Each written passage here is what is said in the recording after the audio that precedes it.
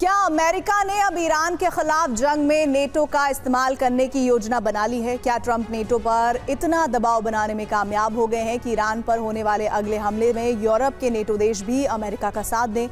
एक तरफ अमेरिकी विदेश मंत्री मार्को रूबियो ने नेटो की मीटिंग में जाकर अमेरिका के प्लान बी का जिक्र किया है, वहीं दूसरी तरफ ट्रंप ने पोलैंड में 5000 अमेरिकी जवान भेजने का ऑर्डर देकर नेटो का शक्ति संतुलन बदल दिया है। क्या है अमेरिका का प्लान बी और अब ईरान के संघर्ष में नेटो के शामिल होने की आशंका क्यों बढ़ती जा रही है, इस रिपोर्ट में देखिए। रूबियो ने साफ कहा है कि जब तक शांति है तब तक ब्रिटेन और फ्रांस की कूटनीतिक पहल ठीक है, लेकिन अगर वहां गोलियां चल रही हों तो कूटनीति काम नहीं आती। अमेरिका अब उस स्थिति की तैयारी कर रहा है जब बातचीत से आगे निकल जाएगी, लेकिन यही अमेरिका की जानी पहचानी कूटनीति है। पहले सहयोगियों के सामने संकट को बहुत गंभीर बताना, उन पर दबाव बनाना और फिर उन्हें युद्ध के मोर्चे पर आगे कर देना। तो क्या अब हॉर्मुज में भी ऐसा ही होने वाला है?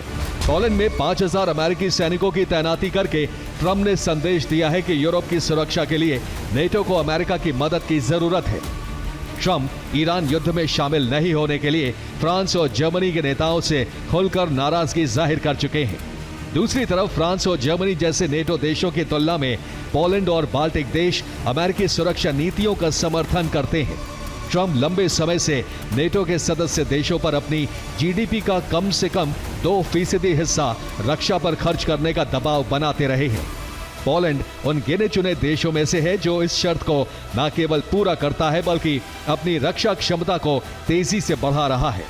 इसलिए ट्रंप अब पोलैंड जैसे पूर्वी यूरोपीय देशों को नेटो में ज्यादा ताकतवर और जरूरी बनाने की कोशिश कर रहे हैं। और सबसे ज्यादा नजर जाएगी तुर्की पर, क्योंकि तुर्की नेटो का सदस्य है लेकिन ईरान का पड़ोसी और क्षेत्रीय संतुलन का बड़ा खिलाड़ी भी है। तुर्की अब तक इस युद्ध में ईरान के साथ खड़ा दिखा है।